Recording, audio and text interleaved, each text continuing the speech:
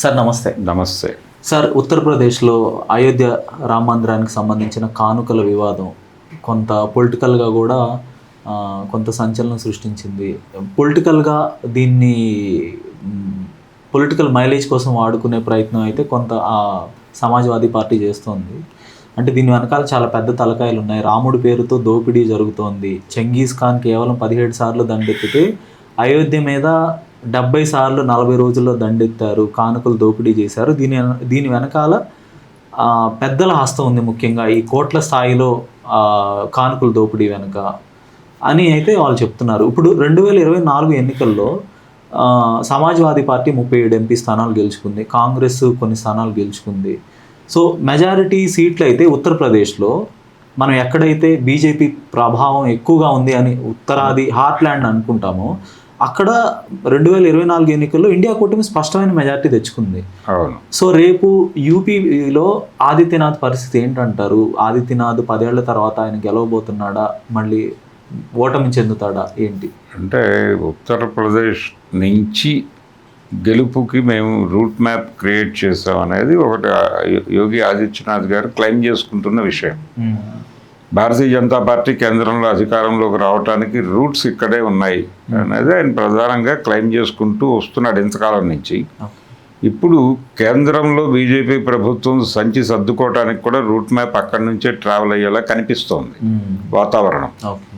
అంటే ఇది వాళ్ళు రకరకాలుగా బుల్డోజ్ చేసే ప్రయత్నం చేస్తున్నారు, కానీ ఇది అయ్యేలా కనిపించట్లేదు. ఏది రామ మందిర నిధుల స్వాహా కార్యక్రమం, ఇది కొంచెం సీరియస్గానే జనంలోకి తీసుకెళ్తున్నారు, వెడుతోంది కూడా. అంటే ఎప్పటి నుంచి జరగాలి ఆడిటింగ్ అనే దగ్గర కూడా జనాలు రోడ్ల మీదకి వచ్చి మాట్లాడుతున్నారు. అయ్యా, మీరు శిలాన్యాస్ అనే ఆ బాబ్రీ మసీదు కూల్చివేత జరిగిన క్షణం నుంచి ప్రపంచవ్యాప్తంగా చాలామంది రామాలయ నిర్మాణం కోసం ఆ తీర్థక్షేత్ర ట్రస్ట్కి డబ్బులు పంపించారు రకరకాల పద్ధతుల్లో. ఇండియాలో ఉన్న విదేశీయులు కూడా స్వయంగా వెళ్ళి డబ్బులు ఇచ్చి వచ్చారు. ఆ రోజు నుంచి ఆడిట్ జరిగిందా అని అడుగుతున్నారు జనాలు. ఆ రోజు నుంచి వచ్చినటువంటి కానుకలు ఎక్కడికి వెళ్ళినాయో చెప్పండి, ఎవరి అకౌంట్లోకి వెళ్ళినాయి, దేనికోసం వినియోగమైనాయి. రామాలయ నిర్మాణం కోసం అని ఒక మాట చెప్పి క్లోజ్ చేయొద్దు. ఆలయ నిర్మాణానికి ఎంత అయింది, మీకు వచ్చింది ఎంత, ఉన్నది ఎంత అనేది చెప్తే తిన్నది ఎంతో తెలుస్తుంది. కాబట్టి తిన్నారా లేదా అని తెలియాలంటే ఇవి కావాలి, మాకు ఈ అకౌంట్స్ కావాలని అడుగుతున్నారు. అసలు దానికి సంబంధించి ఎవరికి ఏమీ సమాధానం చెప్పాల్సిన అవసరం నాకు లేదు అని అంటున్నాడు ఆ ట్రస్ట్ సెక్రటరీ. ఆయన మాటలు వింటే భయం పుట్టే పరిస్థితే ఉంది. అంటే వీళ్ళు బుల్డోజ్ తీసుకెళ్ళిపోయి తీసుకెళ్ళాం సోవాట్ అనే మూడ్లో కనిపిస్తున్నారు. దీని తాలూకా ప్రభావం ఓటర్ల మీద ఉంది. మనోభావాలు గాయపడటం, మనోభావాలను మేనేజ్ చేయటం ద్వారా మీరు అధికారంలో రిపీట్ అవుతున్నారు. ఇప్పుడు ఆ మనోభావాలని ఆపరేట్ చేయటం అనేది వీళ్ళు గనక తర్ఫీదు పొందితే, వీళ్ళు ఆ కార్యక్రమం టేక్ ఓవర్ చేస్తే అక్కడ బీజేపీని షట్ డౌన్ చేయటం పెద్ద కష్టమేం కాదు. ఆ పరిస్థితి ఉంది. ఆల్రెడీ అఖిలేష్ యాదవ్ ఆ పనిలో ఉన్నాడు. కొడితే కుంభస్థలం మీద కొట్టాలన్నట్టుగా ఎక్కడైతే ఎమోషన్స్తో బీజేపీ పైచేయి సాధిస్తుందో, సో ఆ ఎమోషన్ మీదే బీజేపీ డిగ్రేడ్ చేయాలి, అక్కడ కొడితేనే అవుతుంది పని. అందుకని అఖిలేష్ యాదవ్ ఈ నిప్పు రాజేయటం వెనకాల ఉద్దేశం అదే. ఆయన మాట్లాడిన తర్వాత కదా అయోధ్య రామాలయం నిధుల దుర్వినియోగానికి సంబంధించి ప్రపంచానికి తెలిసింది. సో తను కాన్షియస్గా ఉన్నాడు. కాంగ్రెస్ పార్టీ కంటే కూడా తనే కాన్షియస్గా ఉన్నాడు రాహుల్ గాంధీతో పోలిస్తే. కాబట్టి యుద్ధం జరుగుతోంది. యోగి ఆదిత్యనాథ్కి అంత ఈజీ వ్యవహారం కాదు. ఆయన ప్రభుత్వ నిర్వహణలో శాంతి భద్రతల లోపం దగ్గర నుంచి అనేక సమస్యలు ఉన్నాయి. లోకల్ పీపుల్ని, పర్టికులర్గా అక్కడ ఉన్న మైనారిటీలని చాలా సఫకేట్ చేస్తున్నారు వాళ్ళు.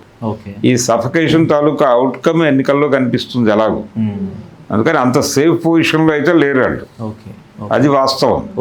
సార్, ఇప్పుడు ఉత్తరప్రదేశ్ని కనుక బీజేపీ కోల్పోతే ఇప్పుడు దేశవ్యాప్తంగా అదొక పెద్ద ఇండికేషన్ అంటారా? 2029లో ఇక బీజేపీకి సర్దుకుంటుంది, ఢిల్లీ పీఠం నుంచి దిగిపోతుంది అనడానికి. అంటే దాన్ని తీసుకెళ్ళాలి, దాన్ని లీడ్ తీసుకెళ్ళి ప్రమోట్ చేయగలిగితే ప్రాపర్గా ఇండియా కూటమి జనాలు తన వైపు, అంటే ఒక ఆల్టర్నేటివ్ ఎవరు అనేది ఒక నెరేటివ్ ఇవ్వలేకపోతున్నారు వీళ్ళు ఇప్పటికీ. ఇండియా కూటమి కానీ విపక్షాలు కానీ. విపక్షాలు అది చేయాలి కదా, అది చేయటం కోసం తొందరపడాలి. ఓకే. అది తొందరపడకపోతే నష్టం జరుగుతుంది. రెండోది, అవతల వాళ్ళు ఓటర్ రహిత ఓటింగ్ విధానానికి వెళుతున్నారు వాళ్ళు. ఇప్పుడు ఈ 43% లేకపోతే అవతల వాళ్ళకి 53 ఎడ్జ్లు, 57% అవతల వాళ్ళకి, ఇవన్నీ పట్టించుకోవట్లేదు వాళ్ళు. ఈ సర్వేలతో మనకేం సంబంధం అండి, మనం ఓట్లు వేసుకుని మనం గెలిచేదానికి అనే మాట్లాడుతున్నారు వాళ్ళు ఓపెన్గా. అందుకని ప్రస్తుతం దేశంలో పర్టికులర్గా ప్రజాస్వామ్యం మనుగడ ప్రమాదకరంగా ఉంది అనే మాట వాస్తవం. ముందు దాన్ని కాపాడుకోవాలి. ముందు రేపు జరగబోయేటువంటి ఎన్నికల క్రతువులు, అది హైదరాబాద్ కార్పొరేషన్ ఎలక్షన్ దగ్గర నుంచి మొదలు పెడితే అయోధ్య ఎన్నికల వరకు ప్రతి చోట ఏదో ఒక ప్రయోగం చేయటానికి వాళ్ళు సిద్ధంగా ఉన్నారు. భారతీయ జనతా పార్టీకి చెందినటువంటి టెక్నికల్ టీమ్స్ ఆల్రెడీ ఆ పనిలో ఉన్నాయి. కాబట్టి దాన్ని ఎలా అడ్డుకోవాలి, భారత ప్రజాస్వామ్యాన్ని ఎలా కాపాడుకోవాలి అనేది ఆలోచించడం అవసరం. ఒక విశాల ఐక్య సంఘటన నిర్మించటం అవసరం. ఇప్పుడు సోనం వాంగ్చుక్ గారు కూడా కాక్రోచ్ జనతా పార్టీలో భాగమయ్యారు. ఆయన కూడా యాక్టివ్గా సభల్లో పాల్గొంటున్నారు. ఇప్పుడు ఆయన ఢిల్లీలో నిరాహార దీక్ష చేపట్టారు, నిరవధిక నిరాహార దీక్ష. మనం ఎప్పుడో 10-12 ఏళ్ల క్రితం చూసాం అన్నా హజారే గారు ఇలాంటి ఒక ఉద్యమాన్ని చేపట్టి అప్పటి గవర్నమెంట్ మీద కొంత యాంటీ బిల్డ్ చేయగలిగారు. అది పరోక్షంగా బీజేపీకి హెల్ప్ అయింది. సో ఇప్పుడు కూడా ప్యారలల్గా పార్టీ ప్రమేయం లేకుండా ఒక న్యూట్రల్ ప్లాట్ఫామ్ ద్వారా ఒక యాంటీ బిల్డ్ అవుతుందా కాక్రోచ్ జనతా పార్టీ ద్వారా? అది కాంగ్రెస్కి ఉపయోగపడబోతుందా? కాంగ్రెస్ ఉపయోగపెట్టుకోవాలి కదా దాన్ని. వాళ్ళతో ఒక డైలాగ్లోకి వెళ్ళాలి కదా. వెళ్ళి వాళ్ళకి మద్దతుగా నిలబడాలి. మన దాడులు జరిగినప్పుడు మీ స్టాండ్ ఏమిటి, మీరు నిలబడింది ఎక్కడ, ఇవన్నీ కౌంట్ అవుతాయి కదా. రెండోది, వాళ్ళకి నిర్మాణం లేదు, ఇంకా నిర్మాణం కోసం ప్రయత్నాలు చేస్తున్న జాడలు కూడా ఎక్కడ కనబట్టలేదు. సో అదొక నిర్మాణంగా జరగాలి. కానీ దేశ ప్రజలలో అన్రెస్ట్ ఉంది అంటానికి వాళ్ళు ఒక అద్దం, ఆ అద్దంలో కనిపిస్తున్నాయి అందరి ముఖాలు. రెండోది, భారతీయ జనతా పార్టీ వెళ్తున్నటువంటి, అంటే ప్రజాస్వామ్యాన్ని ఇబ్బంది పెట్టే లెవెల్లో వాళ్ళు మూమెంట్ ఉంది. దాని మీద ఒక సీరియస్ అటాక్ జరగాలి. ఈ సర్లు ఇవన్నీ అవే. వీటన్నిటినీ సమన్వయంలోకి తీసుకొచ్చి మళ్ళీ అధికారంలోకి రావడానికి వాళ్ళు పన్నుతున్న కుట్రలు ఇవి. ఇప్పుడు అనేది ఒక నేరేటివ్ని జనంలోకి బలంగా రోజువారీ తీసుకెళ్ళగలగాలి.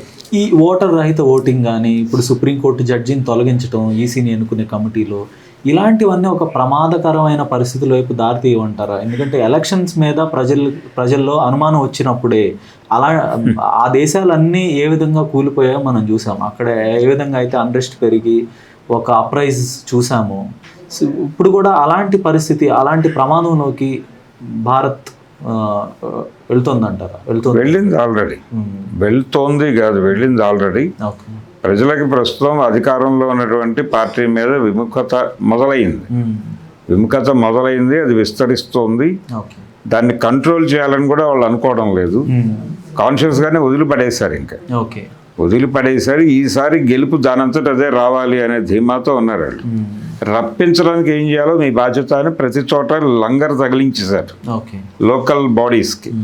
సో వాళ్ళు ఏం చేసి గెలిపిస్తారు అనేది కీలకం. నెక్స్ట్ జరగబోయే ఎన్నికలో బూతులకు వెళ్ళిన వాళ్ళలో మెజారిటీ పీపుల్ ఏదో నెపంతో బయటకు వచ్చేస్తారు, ఓటేయరు. వీళ్ళ ఓటు పడిపోవడమో వీళ్ళ ఓటు తీసేయటమో ఏదో జరుగుతుంది. ఈ రెండిటి నుంచి ఎవడి ఓటు వాడు కాపాడుకోవడానికి ప్రయత్నాలు మొదలైపోయినాయి. వీళ్ళు కూడా అలర్ట్ అయిపోయారు ప్రతిపక్షం అన్ని చోట్ల. ఇప్పుడు బీఆర్ఎస్ కూడా అలర్ట్గా ఉంది. ఇప్పుడు హరీష్ రావు గారు, కేటీఆర్ గారు రోజువారీ కార్యక్రమం, ప్రతి బౌలింగ్ బూత్ దగ్గరికి వెళ్ళి లిస్టులు చూడటం, ఆ తాలూకా వాళ్ళతో మాట్లాడటం, బాబు మీరు ఇలా వ్యవహరించండి అలా వ్యవహరించండి అని చెప్పడం. ఈ యాక్టివిటీ మొదలవడానికి కారణం కూడా ఈ భయమే.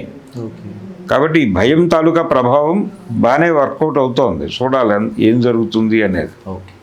ధన్యవాదాలు సార్. Thank you.